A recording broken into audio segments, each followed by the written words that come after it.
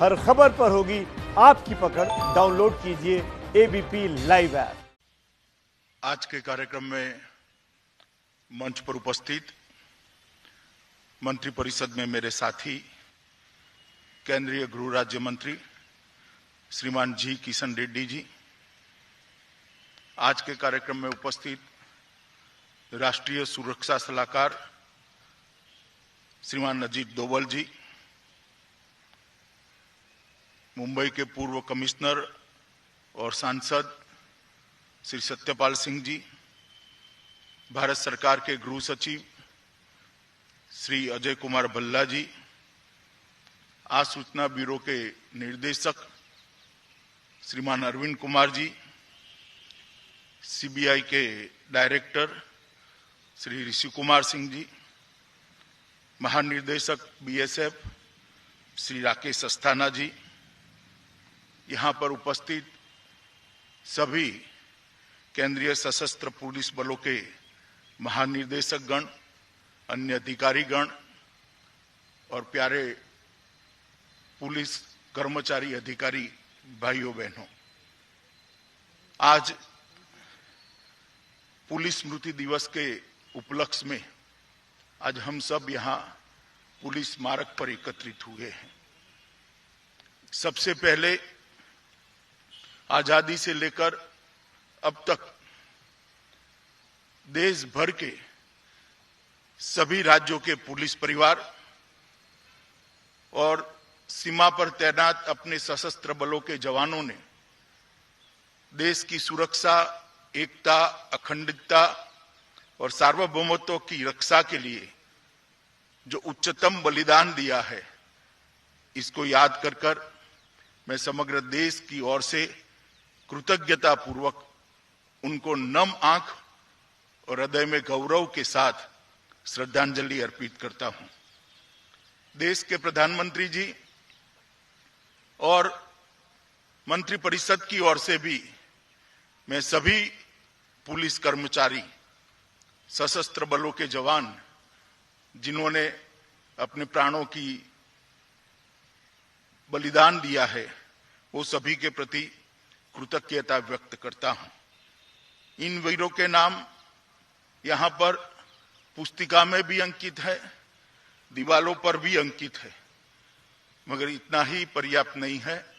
130 करोड़ की आबादी वाली इस देश के जन जन के हृदय में इनकी बलिदान की भावना भी अंकित है। 35,398 कर्मियों ने अब तक शहादत दी है।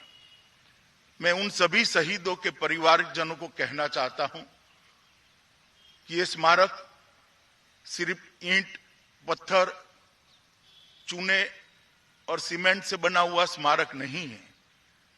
ये स्मारक इस बात का पूरे देश को हमेशा स्मृति दिलाता है कि आपके परिवारजनों ने जो प्राणों की आहुति दी है, उसने हमारी आजादी को, हमारे देश को, हमारे देश के झंडे को अमरत्व देने का काम किया है। उनका बहा हुआ खून का एक एक कतरा देश को विकास के पथ पर आगे ले गया है। कई नौनिहालों के भविष्य को उसने संवारा है और देश को आगे बढ़ने का रास्ता प्रशस्त किया है। देश आज चैन की नींद सो रहा है। इसी का कारण कोई एक अगर है तो आपके परिवारजनों का सर्वोच्च बलिदान है। मैं फिर से एक बार विनम्रता पूर्वक सभी शहीदों को नमन कर मेरी बात को आगे बढ़ाना चाहता हूं। शहादत की इसी परंपरा को आगे बढ़ाते हुए इस साल भी कई पुलिस जवानों ने अपने प्राणों की आहुति दी। लगभग 264 पुलिस कर्मचारियों ने, सुरक्षा कर्मियों ने अपने प्राणों की आहुति की। श्री अरविंद जी ने इसके नाम पढ़े, उनकी सूची भी पढ़ी। आज मैं उन्होंने जिस जिस घटनाओं को लेकर अपने प्राणों की आहुति दी है, इसका जिक्र तो नहीं कर सकता, मगर मैं इतना जरूर बता सकता हूं कि अगर आप में शहीदी का जज्बा न होता तो देश को इसको बहुत बड़ा खामियाजा भुगतना पड़ता। मित्रों, पुलिस बल एक ऐसा बल है जिसके लिए कोई छुट्टी नहीं होती है, जिसके लिए घड़ी भी नहीं होती है। 24 घंटे 365 दिन तैनात रहना पड़ता है। जब देश की जनता रक्षाबंधन का त्योहार हो, सभी अपने भाई बहनों को राखी बांधते हैं, एक दूसरे को शुभकामनाएं देते हैं। उनको मालूम नहीं है कि मेरे पुलिस बल का जवान चौराहे पर खड़ा रहकर आज भी ड्यूटी कर रहा है। इसके कारण ये त्योहार वो शांति के साथ मनाते हैं। होली के रंग बिखरते हो, ईद का मिलन होता हो या दीपावली के दिए जलते हो, पुलिस के जवानों को छुट्टी नहीं होती है। वो अपनी ड्यूटी करते रहते हैं और इस आपकी कर्तव्य परायणता को पूरा देश भली भांति जाने, इसलिए इस पुलिस स्मारक को हम ज्यादा से ज्यादा जनता के बीच में ले जाने का प्रयास कर रहे हैं। 2019 में जब देश के प्रधानमंत्री नरेंद्र मोदी जी बने, तब 2014 में जब देश के प्रधानमंत्री नरेंद्र मोदी जी बने, तब ये निर्णय लिया गया कि एक ऐसा स्मारक बने कि जिसके कारण ये हमेशा के लिए देश के लोगों को याद रहे कि कितने पुलिस जवानों ने शहादत दी है। और मुझे कहते हुए हर्ष है कि आज 2018 अक्टूबर को 21 अक्टूबर को मोदी जी ने जो स्मारक समर्पित किया, आज गौरव के साथ सभी पुलिस कर्मचारियों की शहादत का एक स्मारक बनकर यहाँ पर बिठा है। देश भर के बच्चे यहाँ आना शुरू हुए हैं, देश भर के टूरिस्ट यहाँ आना शुरू हुए हैं। कई अच्छी पुलिस के बचाव कार्य की फिल्में उनको दिखाई जाती हैं, पुस्तिकाएं बांटने का हमने प्रयास किया है और हर राज्य में इसके प्रचार प्रसार की विशेष व्यवस्था करी है। और मैं एक बात विशेष कहना चाहता हूं मित्रों कि इससे पुलिस बल के लिए जो देखने का नजरिया है देश की जनता का और विशेषकर आने वाली पीढ़ी का, उसको बदलने का एक सार्थक और गंभीर प्रयास नरेंद्र मोदी सरकार ने किया है। इस बार जब दुनिया पर कोरोना की महामारी आई, उस वक्त पूरी दुनिया अचंभित हो गई। किसी ने कल्पना नहीं की थी, न मेडिकल फैकल्टी के लोगों को मालूम था कि इसके खिलाफ कैसे लड़े, न वैज्ञानिकों को मालूम था, न आम जनता को मालूम था कि इसके खिलाफ कैसे लड़े। दुनिया में पहली बार इस संकट का सामना कर रहे थे, मगर उस वक्त जब देश के प्रधानमंत्री ने कॉल दिया कि लॉकडाउन करेंगे और इस महामारी को रोकने का प्रयास करेंगे, मुझे कहते हुए देश के गृह मंत्री के नाते बहुत गर्व होता है कि लॉकडाउन के अमलीकरण के लिए चाहे लाखों प्रवासी मजदूर अपने घर पर जाते हो, उनको सहायता करने के लिए, कहीं कोई बीमार है बीच में छूट गया उसको अस्पताल पहुंचाने के लिए, कॉलोनी में कोई बीमार पड़ गया, घर में कोई साथ में है नहीं तो उसको अस्पताल पहुंचाने के लिए जरूरत पड़ी, वहां पर ब्लड डोनेशन से लेके प्लाज्मा डोनेशन तक करने तक पुलिस कर्मचारियों ने पीछे मुड़कर नहीं देखा। और आज जब पुलिस कर्मचारियों ने पहली पंक्ति में रहकर कोरोना के खिलाफ जो लड़ाई लड़ी है, उसको पूरा देश सराहता है।